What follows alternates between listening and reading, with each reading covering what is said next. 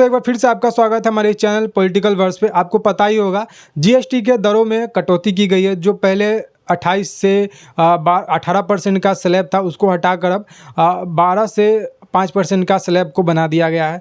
और ऐसे चीज़ जो है लग्जरी सुपर लग्जरी चीज़ जो है वो 40% के कैटेगरी में डाल दिया गया है। और नशा वाला जो ड्रिंकिंग चीज़ है, अल्कोहलिक चीज़ है, उसको भी 40% में डाल दिया गया है। यानी कि ज़्यादा पैसा है तो नशा में खर्चा करो, ना ज़्यादा पैसा रहेगा मिडिल क्लास के पास वो पैसा ज़्यादा खर्च करेगा नशा में। और यंगस्टर के लिए खास करके ये किया गया है।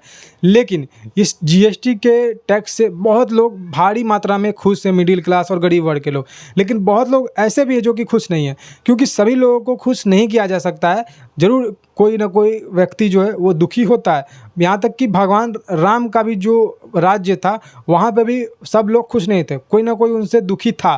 तो यहाँ पे भी अभी ये है कि कोई ना कोई तो दुखी होगा, क्योंकि ये तो और कलयुग है। तो इस टैक्स के छूट में कटौती की गई है। एक ऐसा भी टैक्स स्लैब बनाया गया है जहाँ पे कोई भी टैक्स नहीं लगने वाला है। जैसे कि दूध, डेयरी प्रोडक्ट जो भी होंगे वहाँ टैक्स नहीं लगेगा। डेयरी से जो भी बना हुआ है चॉकलेट, दूध, कॉफ़ी, ये सारी चीज़ में टैक्स नहीं लगने वाली है। यहाँ तक कि पनीर है वो भी, उसमें भी टैक्स नहीं लगेगी। मिठाई है छेना वाली, उसमें भी टैक्स नहीं लगने वाली है। तो ऐसे भी चीज़ है जहाँ पे टैक्स नहीं लगा गया है। लेकिन बहुत लोगों का ये कहना है कि जो तेल वगैरह है, दाल वगैरह है, चीनी है, वहाँ पे भी टैक्स में कटौती करनी चाहिए थी। और ये भी मैं मानता हूँ कि हाँ, वहाँ पे होनी चाहिए थी। सरकार को ये ज़रूर से ध्यान देना पड़ेगा और फिर से मतलब कुछ बदलाव करना चाहिए कि ये जो दाल है, चीनी है, चावल है या तेल है, इस सभी पे टैक्स में कुछ ना कुछ परसेंटेज का छूट देना चाहिए, या फिर वही कैटेगरी में लाना चाहिए जो कि 5 से 12% के कैटेगरी में जो प्रोडक्ट है उसको भी वही दायरे में रखना चाहिए। तो ये मेरा भी अपना मानना है।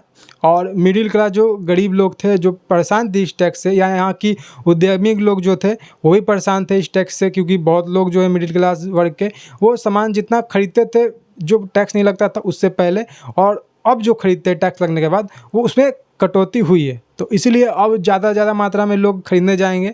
और अभी ये जो टैक्स का जो नया नियम है वो 22 जो सितंबर आ रही है, ये सितंबर को 22 सितंबर से नया टैक्स लागू हो जाएगा पूरे देश भर में। और 22 तारीख से नवरात्रा शुरू हो रहा है, हमारी माता आ रही है, आपको पता ही है। तो 22 तारीख से लेकर दिवाली तक, दिवाली के बाद यानी कि छठ तक ये बहुत बड़ा टैक्स के चीज़ों में रियायतें दी गई। ऐसा बताया जाता है कि इस पर्व त्यौहार में ऐसा लोग खर्च करते हैं, यहाँ तक कि पाकिस्तान के जीडीपी जो एक साल में कमाई करती है उससे दुगना लोग हमारे भारत में खर्च करते हैं अपने सामानों पे दिवाली से लेकर दशहरा के टाइम पीरियड में। तो ये जो है उन लोगों के लिए खुशी की बात है। और जैसे कि सरकार ने कहा है, हमारे मोदी जी भी ने कहा है लाल किले से कि टैक्स की कीमतों में छूट देने वाले हैं, वो खुशखबरी देंगे।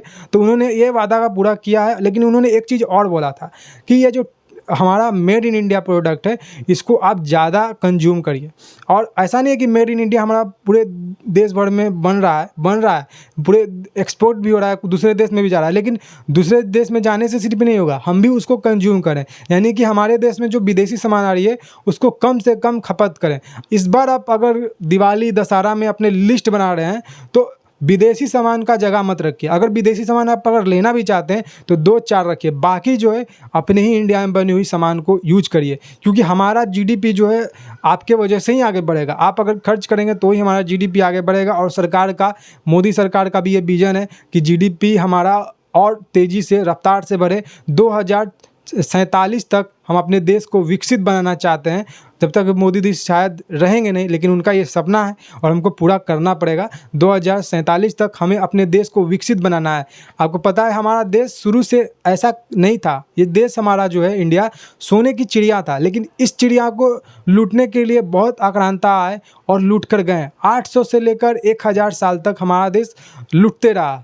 क्यों? क्योंकि हमारे अपने कमजोरी की वजह से हम लोग सहनशीलता थे, हम लोग सहते थे। तो ये सहने की वजह से हमारे देश पे आक्रांता आए, लूटे, अंग्रेज लूट कर गए। कोहिनूर हमारा आपको पता है आज एलिजाबेथ के पास था, वो मर गई, फिर उसके बाद वहीं पे इंग्लैंड में ही है। तो हमारा कोहिनूर जैसा हीरा इसी देश से गया और देखिए वहाँ पे आज रखा हुआ है। तो ये हमारे देश से बाहर नहीं जाना चाहिए था, लेकिन फिर भी गया। तो आपको पता है कोहिनूर जैसा एक कीमती हीरा जो कि कहीं पे भी वर्ल्ड में नहीं है, लेकिन वो हमारे देश में था। तो हमारे देश में और कितना कीमती चीज़ का भंडार या फिर कह सकते हैं खजाना होगा। लेकिन इस देश को लूटा गया, इस देश को लूटा गया। 1000 साल पहले आप जाइए तो हमारा देश जो है वर्ल्ड में सबसे बड़ा इकोनॉमी हुआ करता था। 28% से लेकर 30% की हिस्सेदारी थी इसकी पूरे वर्ल्ड में। तो आपको इसी से पता चल पड़ा होगा हमारा देश को कितना लूटा गया। आज जो हमारे देश का भागीदारी है करीब से 4 से 5% का पूरे वर्ल्ड में जीडीपी में रहा। तो जो 4 ट्रिलियन का इकोनॉमी है उसको भी हमको करना है और तीसरी अर्थव्यवस्था बनना है हमको दुनिया भर में, यानी कि अमेरिका चाइना के बाद से, और उसके बाद चाइना को हराना है, उसके बाद अमेरिका को हराकर हमें नंबर 1 पर बनना है। और इसके लिए हमें अपने सामान को कंज्यूम करना पड़ेगा। अगर हम 140 करोड़ आबादी हैं तो इस आबादी का कुछ तो फ़ायदा हो, हम अपने देश को तो आगे बढ़ाएं। तो इसलिए आपको अपने प्रोडक्ट को यूज करना है, मेड इंडिया प्रोडक्ट को। इस दिवाली एक नारा के साथ आप अपना सामान खरीदिएगा। इस दिवाली हम अपने देश के लिए ये खरीदारी करेंगे। इस दिवाली नहीं, अगले हर एक आने वाली दिवाली हम अपने देश के लिए खर्च करेंगे, छोटी से छोटी और बड़ी से बड़ी सामानों पे। तो इसीलिए इस टैक्स के छूट में बदलाव किए गए हैं और आपके लिए ये चीज़ है, आपके अर्थव्यवस्था को बढ़ाने के लिए, क्योंकि हमारा देश जब मजबूत होगा तभी हम मजबूत होंगे। तो आप क्या सोचते हैं इस बारे में? आपको कैसा लगा ये जो टैक्स नया आया, ये भी कमेंट करके बता सकते हैं। और बहुत लोग हैं इससे खुश नहीं हैं, मैं मानता हूँ, उसे डिनाई नहीं किया जा सकता है कि तेल और दाल और चीनी में कटाव नहीं किए गए चावल में, लेकिन वो करेंगी सरकार। अब मुझे लगता है कि कुछ आने वाले समय में 1-2 महीना के बाद कुछ और बदलाव भी होने वाली है, और जो हुई है वो बहुत अच्छा है और जो होने वाली है वो भी अच्छा होगा। तो इंतज़ार करिए उस चीज़ को, और जो है हो गया है, खुशी की खबर जो आई है उसको एंजॉय करिए और अपने देश के सामान को खरीदिए। मैं बार बार ये चीज़ बोल रहा हूँ और एक बार फिर से कह दे रहा हूँ वीडियो में एंड करते करते कि आप अपने देश के बने हुए प्रोडक्ट को यूज करिए, क्योंकि हमारा देश लूटते आया है लेकिन अब लूटना नहीं है।